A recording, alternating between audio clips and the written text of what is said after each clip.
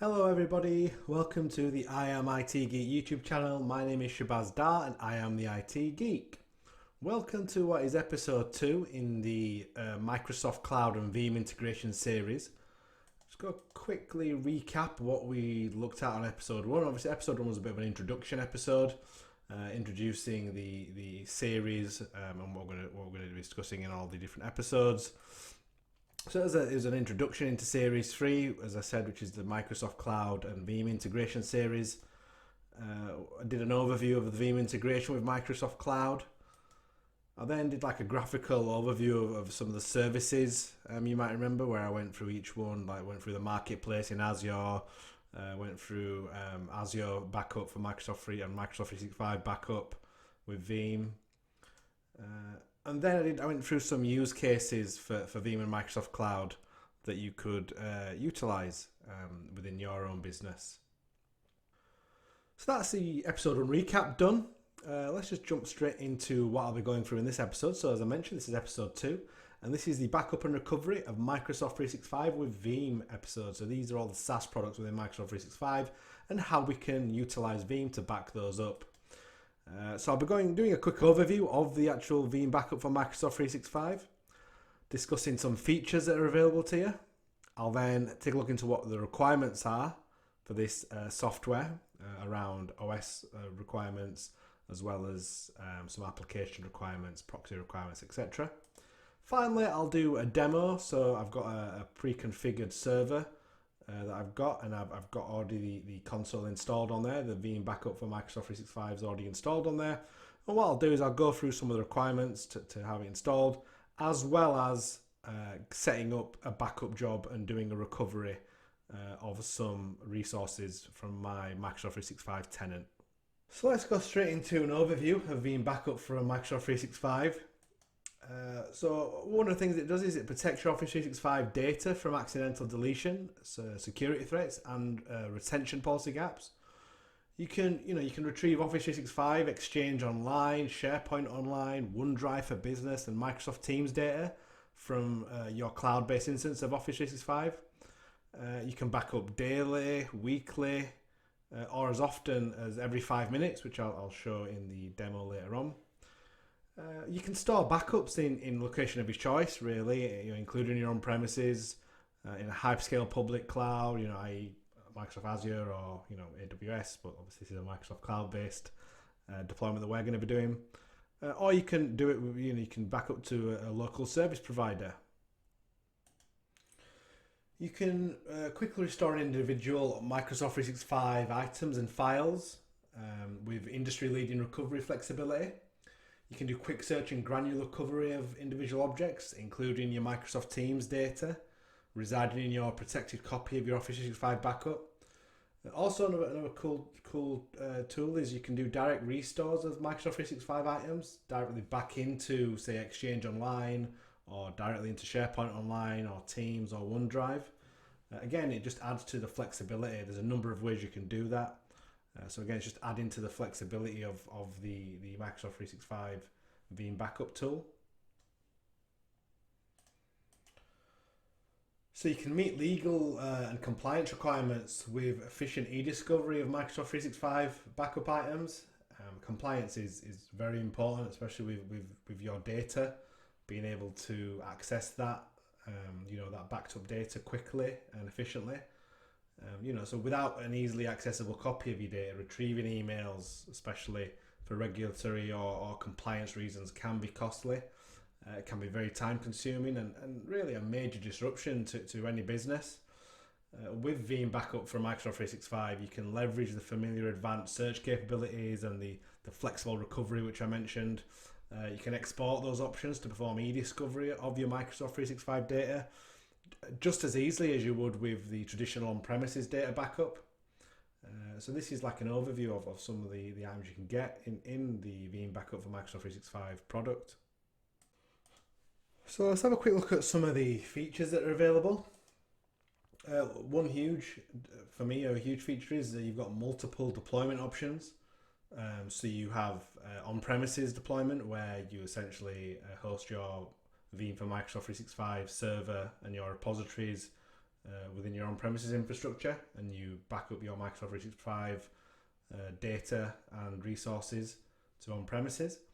Or there is the option of public cloud deployment, which is in our demo. That's what we'll be using, as I've got a server, again a virtual machine within Azure. I'm hosting that within my Azure tenant, and I've got some virtual disks that I'm going to use for my repositories. So again, the storage is deployed to my public cloud, and that's obviously Azure, Microsoft Azure, or AWS for those that are interested in that. Another couple of deployment methods are more service provider orientated. So you've got the service provider for single tenant, which is essentially your you've got a Veeam cloud and service provider, which is a VCSP for short.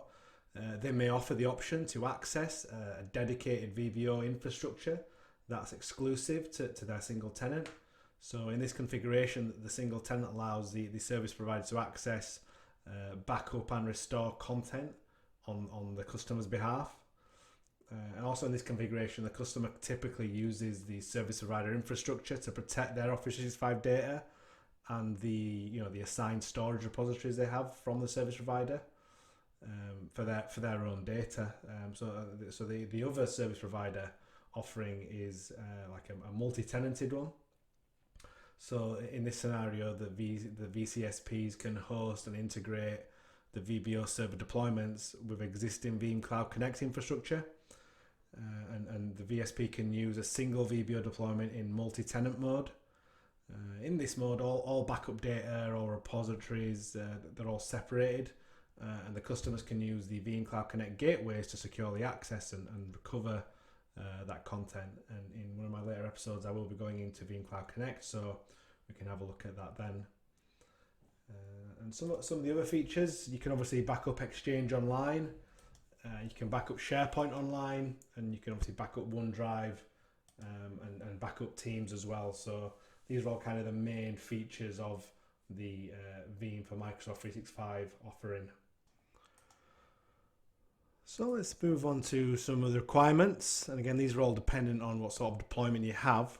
If we start off with Microsoft Exchange org to back up your Exchange resources. So if you've got if you've got Microsoft 365, you need to have Exchange Online, or if you're on premises, it supports Exchange Server 2019. We just got compatibility into support for, or 2016 or 2013, and those are all on premises resources that you can back up, and a requirement if you've got a hybrid configuration. If we look at our SharePoint org, Microsoft SharePoint org, some of the requirements, again a bit of a small list here, but for if you're backing up online, then you need to have Microsoft Office 365 SharePoint Online, so some sites and resources there. Or again, for like a hybrid environment, you need Microsoft SharePoint Server 2019 or 16. Nothing older than 2016 is supported. And then if we go to the actual Veeam backup for Microsoft 365 server requirements, quite a bit of information here. So hardware wise, the following hardware is sort of required. So this can be obviously a hybrid. This can be a virtual kind of hypervisor host or a physical server. So like a modern multi-core 64-bit processor, 4 cores minimum is a requirement. At least 8 gig of RAM minimum. Additional RAM and CPU resources do improve the backup and restore search performance, so it's always worth giving your Microsoft 365 Veeams for backup server plenty of resources. And as you can see here, it also requires a minimum 8 gig of RAM for VMs with dynamic memory allocation. So if you do put it on a virtual machine, keep that in mind. At least 500 meg of disk space for your installation. And additional free space for the configuration database, depending on the amount of organizations, jobs and sessions, and your product logs. As far as operating system goes, it's only supported in 64-bit versions of OS. So you've got Windows Server 2019, 16, 2012 R2, standard 2012 28, 2008 R2 SP1. Windows 10, Windows 8.1 and Windows 7 SP1, so it's supported on all those operating systems. And these are some additional sort of applications you need installed with it. So .NET 4.7.2 or higher, need Windows C runtime update, and also to use the PowerShell commandlets, for backing up or restoring, you need at least Windows PowerShell 2.0 or higher. And obviously when you're using Server 2012 or 2012 R2, Windows PowerShell 2.0 engine must be installed regardless of your current PowerShell version. And again, for your backup proxy server as well, which is another requirement, very similar, if not identical, requirements as they were for the actual Veeam server. A few slight differences in that rather than instead of 500 meg, you need at least 300 meg free space. The same operating systems are all supported, as you can see. One slight difference is for the OS, the proxy servers can be deployed to the following core editions as well. So you've got Windows Server 2019, 2016 LTSC 1709, and also Server 2012 R2. And again, if we just look at the software applications, similar 4.7.2 .NET, Windows C runtime again. But for a machine used as a workgroup backup proxy, so it's not on a domain, the following settings are required. The remote registry service must be run on the target machine, and the service startup type must be set to automatic. And all your firewall rules, or your firewall on the actual machine itself, or the VM, must be turned off on that target machine. So these are some of the requirements around your backup proxy server. And now let's get into the demo. This is probably all the part everyone's been looking forward to. I know I have. So here I've already got just a couple of caveats. I've already got the installation of Veeam Backup for Microsoft 365 installed. What I'll do is I'll go through setting up a job, doing a backup, and doing a restore. So here we are on my virtual machine. So this is something I've just deployed in Azure. And here we have my Veeam Backup for Microsoft 365 console installed on this virtual machine. As you can see, I've got nothing in here. I've not added the tenant as of yet, or the org. And if we look at backup infrastructure, I've only got the default backup repository. So before I add any sort of tenant or any backup jobs, I need to add my repository that I've configured. So it's just an additional disk on this VM. So click on add repository. We can just give it a name here.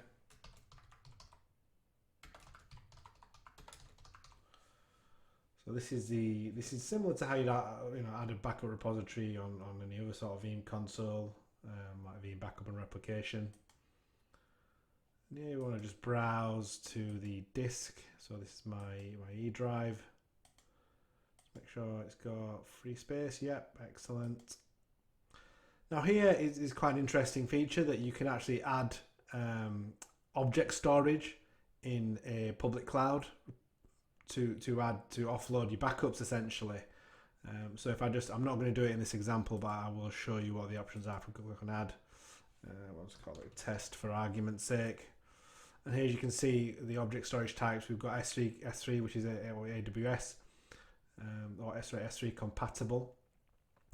So that adds a cloud storage provider or an on-premises object storage system. So here we have the actual Amazon S3. We have Azure Blob Storage, and we also have IBM Cloud Object Storage. So IBM does have some support within Veeam as well.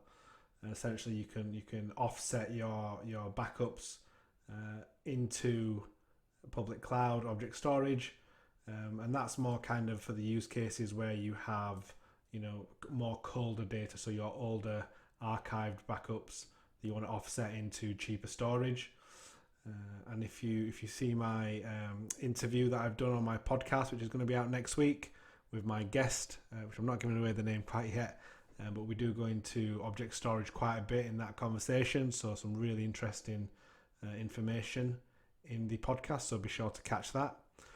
As I mentioned, I'm not going to add any object storage in this example because I want to kind of just show the backup and restore capabilities. And we're going to leave again. I'll leave everything at default just for argument's sake.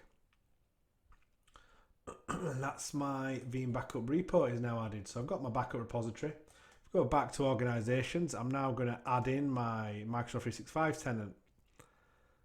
So as you can see here, we have, first of all, you can select the organizational deployment type.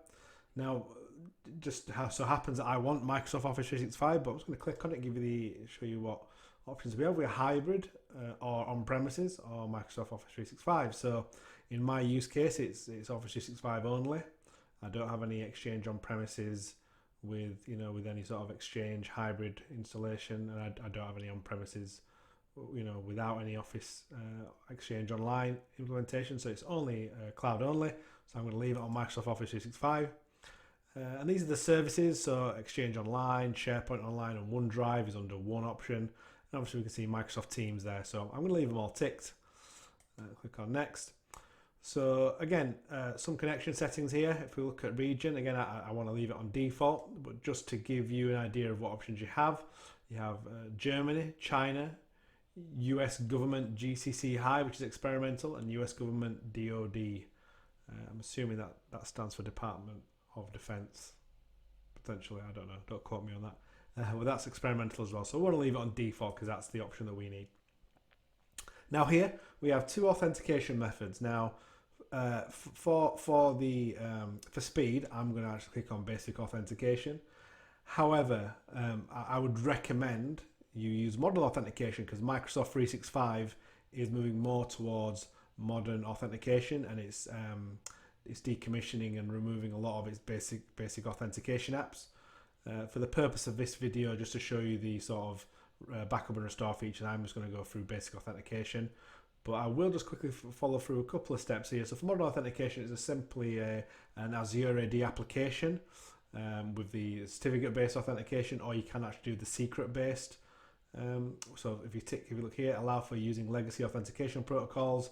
This allows you to do the so I'll show you an example. Without clicking that, if I just go next, then I can either register a new Azure AD app. So through this console, you can actually do a new one, or if you've got an existing Azure AD application that you've registered within the Azure AD portal, you can click on that.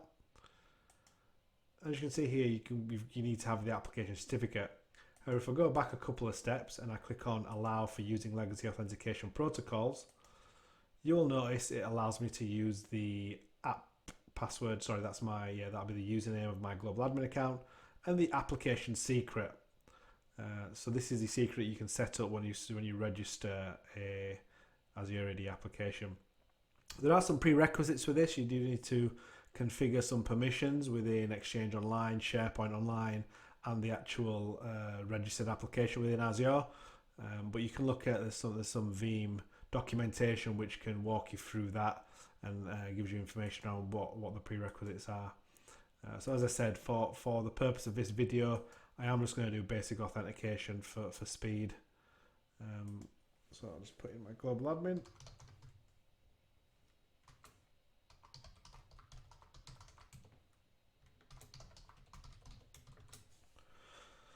So this is going to grant if you leave those ticked so you get the correct permissions. And then just let this go through the wizard, and hopefully we'll see all green ticks.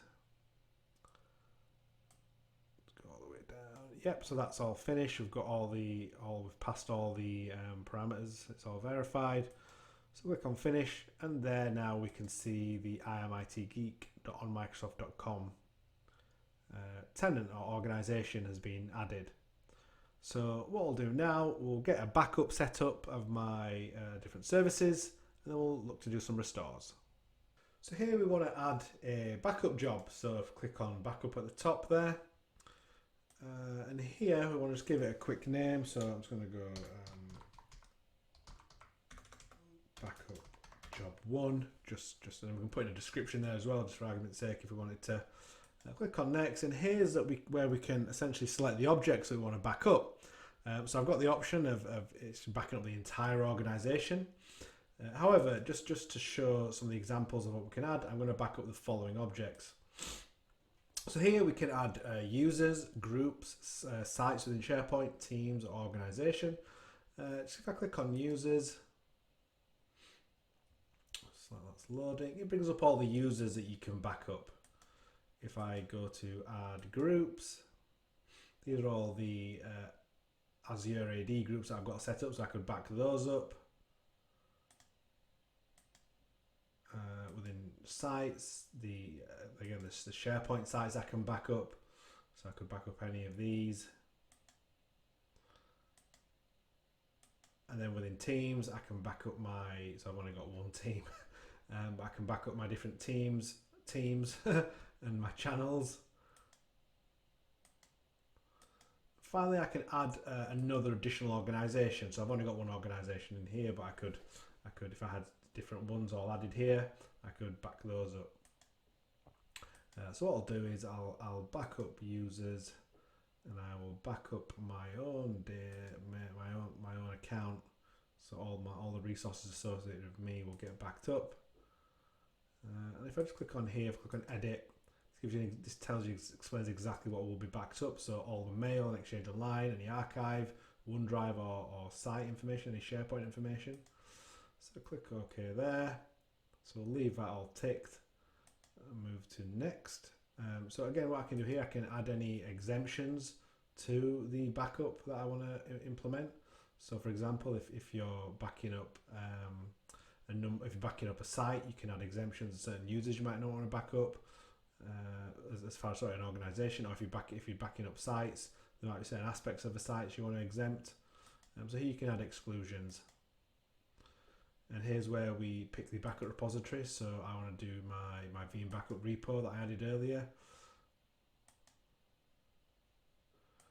And now this is where we can do the sort of schedule of the backup job. So I think I mentioned in my earlier in the presentation, you can actually back up every day, or you can do weekly backups periodically, as I mentioned, up to every 5 minutes. So you can do 5, 10, 15, 30 if you wanted. So what we'll do is just to keep it simple, we'll just do a daily backup at 10 p.m. I'm just going to do one backup job, and then we'll start the job when I click create. So let's click create there, let that connect, and that's now going to do a backup. So what I'll do is I'll let that back up, and I'll come back to the job when it's finished, and we can do some restore steps. So here we are now, the backup job has finished. So if we highlight that, it'll give us some information around the amount of data that was backed up, the process rate, and how long it took. So it took about 12 minutes, which is not too bad. Only backs up just under 4 gig of data. So if we want to look at the restore options we have, we can click on the job itself and click on explore. And here we have the kind of options we have for exploring the latest Exchange state as of the backup, or a specific state in time if I had multiple backups. And we have the same for Exchange, SharePoint and OneDrive. Now a bit of a caveat, or a prerequisite you could call it, that you need to have Veeam Explorer for Exchange, SharePoint and Teams installed to be able to do these restores. Now I obviously install those as a prerequisite. They come as part of your package when you download Veeam Backup for Microsoft 365. They come within the zip file you can download from Veeam's website. I installed a trial of Veeam Backup for 365, so they came within that, and I've installed them earlier. So for example, if I click on, we'll just Exchange, the latest state, it opens up Veeam Explorer for Exchange. Now what I'll do is I'll just bring it over here, and here you can see I can actually dig down into my mailbox. That's the mailbox restored, and here is my mailbox. These are all the folders that are available. So if I click on inbox, you'll be able to see all my specific items. Now the options I've got, I can click on my actual name, I can restore the entire mailbox.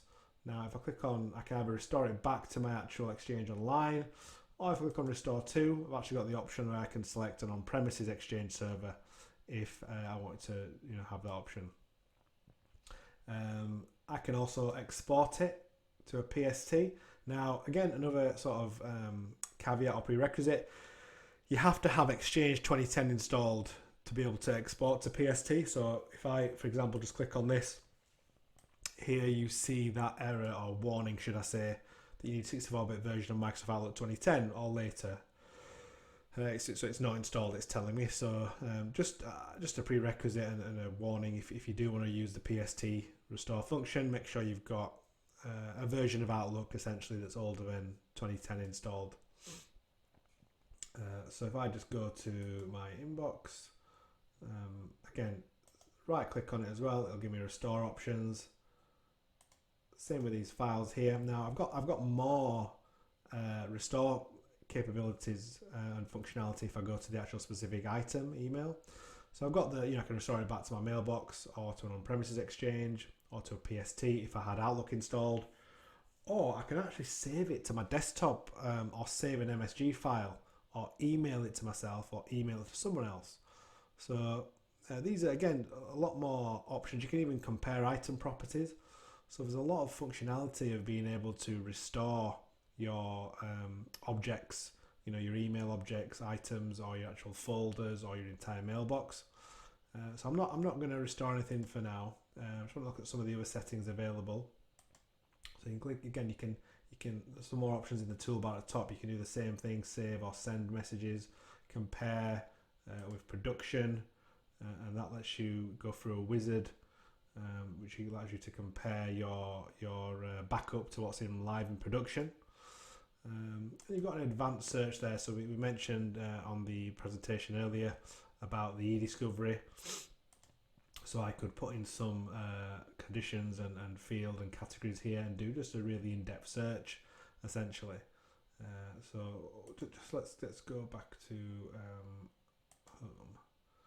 I'll click away from this. Don't want to do a search. What I do want to do, I'm going to save the item to my desktop,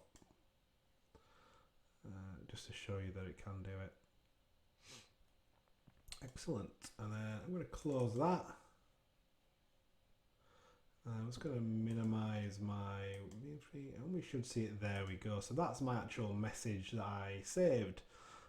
So as you can see there, what we've done is we've done a backup of our Veeam, our Exchange Online user. So any sort of resources that are associated with them, be it on SharePoint Online, OneDrive, or Exchange Online. We've done a backup of all that, and then we've actually been able to go into it using Veeam Backup Explorer for Exchange. And we've done a restore. We've restored or we've saved a file, a specific email, back to my desktop. And then we've had a lot of different options where we can restore to the actual Exchange Online tenancy, or to Exchange on premises, or export to PST if we have the relevant version of Outlook installed. So that's episode 2, drawn to a conclusion. So just want to do a quick summary of what we looked at. So we had a look at an overview of Veeam Backup for Microsoft 365. I looked at some of the features that are available within the service, and then I explained some of the requirements that you have around Veeam Backup for Microsoft 365. So we looked at the operating system, hardware, and also any additional software that you might need. We looked at all those features. And finally, just now, I just completed a demo of how you'd back up Microsoft 365 resources, and you've got sort of restore options that you had. Obviously, we had the restoring to the actual Exchange Online tenancy straight back to it, or you're able to do it to an Exchange on premises server, to a PST if you have the relevant software installed, or you can actually save individual messages and folders, which was really handy tool. And a handy feature.